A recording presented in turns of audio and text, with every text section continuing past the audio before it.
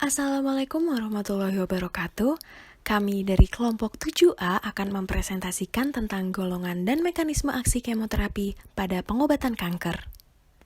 Berikut anggota kelompok kami, ada Siska Deni, Syarvina Naura, Syifa Aulia, Filia Yasa, Weliza Eka Putri, Yovani Aulia, dan Yohana Disa. Bahasan pada presentasi kali ini dibagi menjadi dua bagian, yaitu yang pertama introduction, membahas tentang terapi kemoterapi kanker, hubungan banyaknya tumor sel dan waktu diagnosis, gejala, pengobatan dan survival, target seluler kanker, kanker siklus sel, dan drug resisten. Kemudian untuk bagian kedua, basic pharmacology of cancer chemotherapeutic, membahas tentang mekanisme aksi alkylating agent, antimetabolites, natural product, antitumor antibiotics, dan miscellaneous anti-cancer. Terapi kemoterapi kanker. Pengobatan kemoterapi kanker yang digunakan secara klinis ada 3, yaitu kemoterapi primer, kemoterapi neoadjuvan, dan kemoterapi adjuvan. Kemoterapi primer adalah treatment utama pasien yang mengalami kanker dengan advanced metastatic disease. Kemudian untuk kemoterapi neoadjuvan adalah terapi yang diberikan sebelum proses biopsi atau pembedahan. Lalu untuk kemoterapi adjuvan adalah terapi yang diberikan setelah pembedahan. Hubungan banyaknya tumor sel dan waktu diagnosis, gejala, pengobatan, dan survival.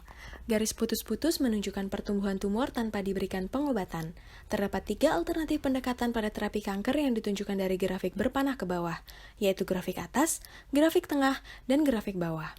Pada grafik atas, pemberian kemoterapi tidak intensif dapat memperpanjang survival namun menyebabkan kekambuhan dan berakibat kematian. Pada grafik tengah, pengobatan dimulai lebih awal, durasi lebih panjang, dan secara intensif dapat mengurangi terjadinya resistensi obat dan dapat menurunkan jumlah tumor. Pendekatan ketiga ditunjukkan pada grafik bawah, dilakukan biopsi di awal, kemudian diberikan kemoterapi adjuvan secara intensif untuk menghilangkan sisa tumor pada fase mikrometastase. Target seluler kanker. Gambar di samping menunjukkan overview dari mekanisme dan target aksi dari beberapa obat-obatan kanker yang akan dijelaskan lebih lanjut pada bagian selanjutnya. Kanker siklus sel. Untuk siklus dari sel kanker dapat dilihat pada gambar di samping. Obat-obatannya dibagi menjadi 2, yaitu cell cycle specific drugs yang bekerja pada sel yang sedang mengalami proses siklus dari sel kanker, dan cell cycle non-specific drug, yaitu bekerja pada tumor yang mengalami proses resting pada tahap G0. Drug resistance dibagi menjadi 2. Yang pertama, primary or inherent resistance, yaitu resistensi obat yang terjadi sebelum pasien diberikan terapi standar untuk mengatasi kanker yang dialaminya.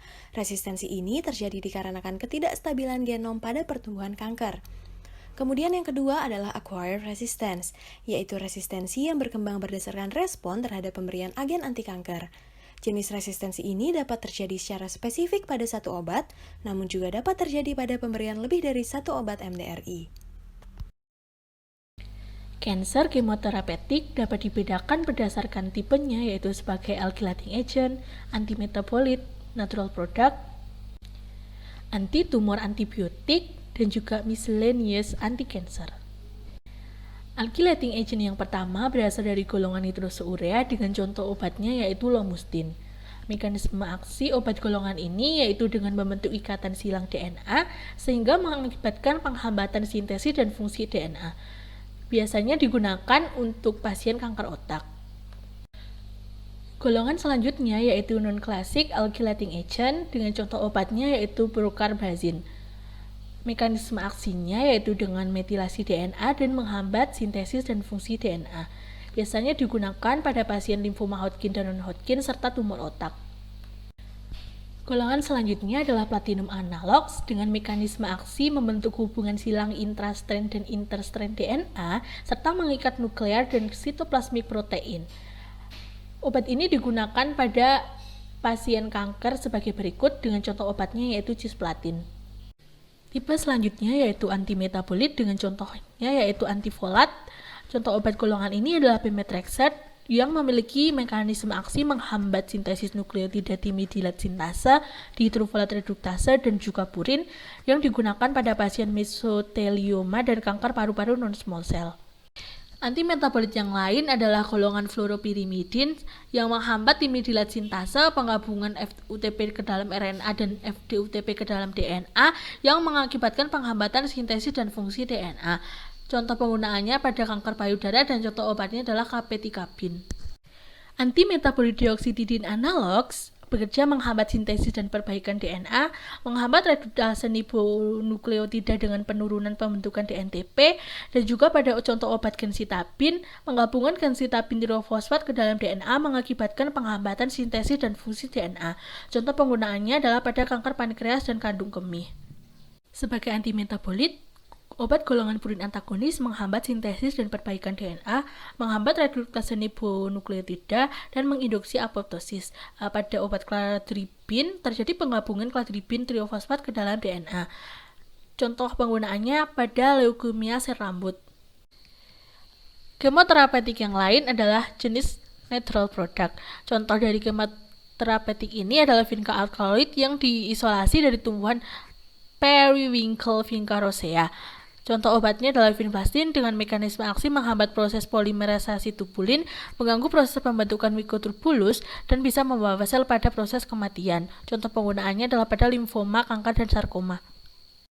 Natural product selanjutnya adalah golongan taksan yang bekerja meningkatkan polimerisasi mikrotubulus, menghambat depolimerisasi tubulin, yang dapat mengakibatkan terhambatnya proses mitosis dan pembelahan sel.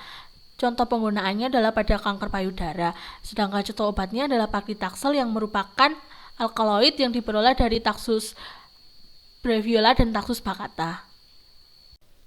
Natural product selanjutnya adalah golongan epipodofilotoksin dengan contoh obatnya etoposide yang bekerja membentuk kompleks dan menghambat aktivitas fungsional dari topoisomerase 2 sehingga menghambat sintesis dan fungsi DNA. Clinical application-nya pada kanker dan limfoma.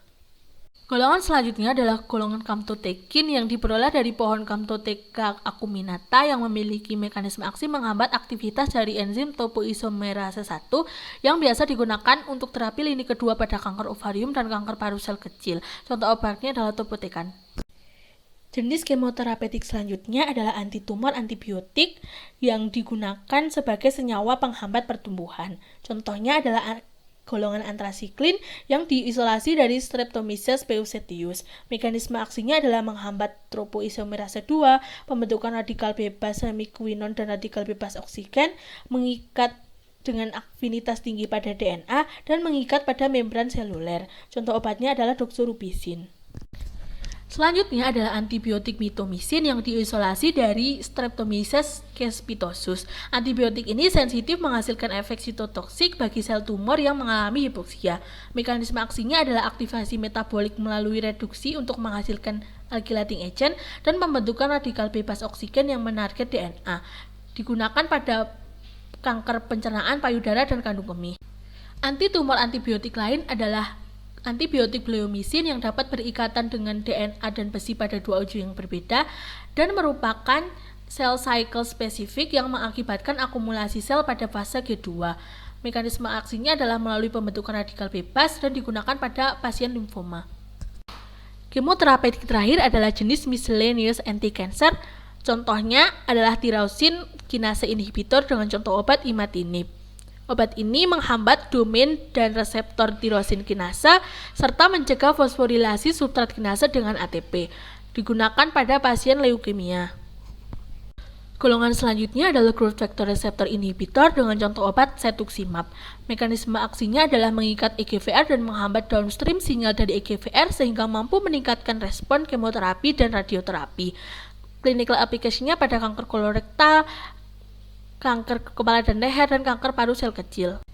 Contoh obat yang lain dari golongan yang sama adalah obat bevacizumab dengan mekanisme aksi menghambat ikatan antara VEGF-A dengan reseptor VEGF, menghambat permeabilitas pembuluh darah tumor, dan meningkatkan aliran darah pada tumor dan drug delivery. Obat golongan ini digunakan pada berbagai macam kanker sebagai berikut. Sekian presentasi dari kelompok kami. Terima kasih atas perhatiannya. Wassalamualaikum warahmatullahi wabarakatuh.